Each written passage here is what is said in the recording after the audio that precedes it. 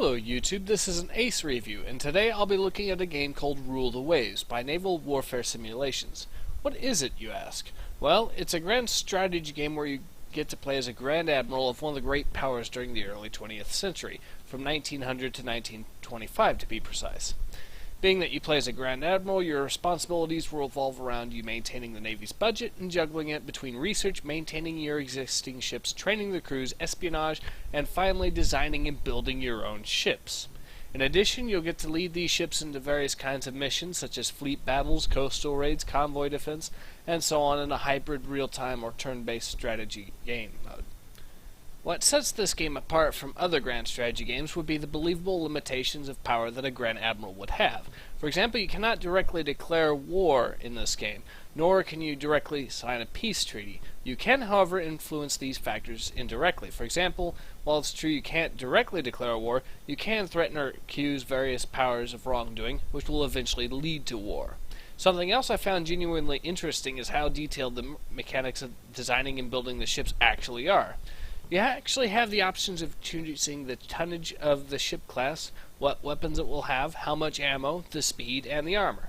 That sounds standard stuff until you realize this means choosing between 5 inches or 4.5 inches of armor on top of the turrets, which is different from the armor on the sides of the turrets, which is also different from the armor on the secondaries. Amazingly, the customization of the ships goes even further, as you can choose to give the crew cramped or normal accommodations, design the ship for colonial service, and so on. I might be going on a tangent here, but the way they have you designing your own ships really sets this game apart. Trying to compare this game is actually quite difficult because there really aren't any games quite like it. The closest I can think of would be either Earth 2150, a 4X RTS game that allows you to pick and choose your own missions and build your own units, or Warplan Orange, a grand strategy game that focused on hypothetical naval warfare during the 20s and 30s between the US and Japan. The only thing that you can easily compare from this game would be the tactical level combat, and that takes place during the various battles, as that is actually directly taken from a previous work from Naval Warfare Simulations.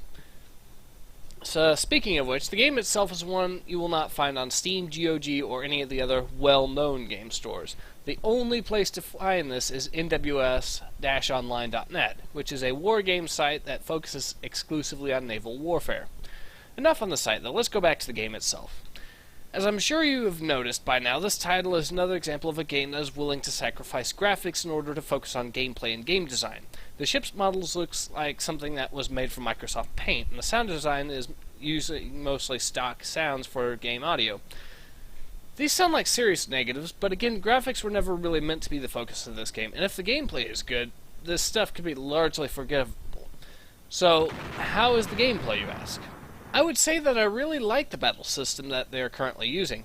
There are a few small issues, but it is built in such a way that it manages to work just fine regardless. I like how random events can happen, like turrets jamming, which is more common occurrence if you put more guns per turret. I also like how torpedo reliability is modeled so you may have a dead torpedo hit your dreadnought. There are other little details, like a turret magazine getting hit and sinking the ship instantly, or getting a message stating that a local division has misinterpreted your signals and has started to ignore orders. It just simply feels so flashed out and can lead to some tense moments, especially if you're like me and you like to fight up close with your battleships. Of the complaints I do have, one would be the lack of an auto-resolve option for what can be one-sided affairs. This complaint is pretty self-explanatory actually, so I won't elaborate. Another complaint, though, is the limited diplomacy system. It's fine for showing how your country's relations are with others, but it doesn't show how rival countries feel about other non-player nations. Compare this to any other grand strategy title, and you'll see the other nations waging war against each other. Unless you have an alliance with one of these other nations, this just does not happen in Rule the Waves. To top it off, the game isn't exactly cheap either. If you wish to buy this, be prepared to pay $35 for it. At the end of the day, though, I can recommend Rule the Waves if you're interested in ship combat and ship design from the Dreadnought era.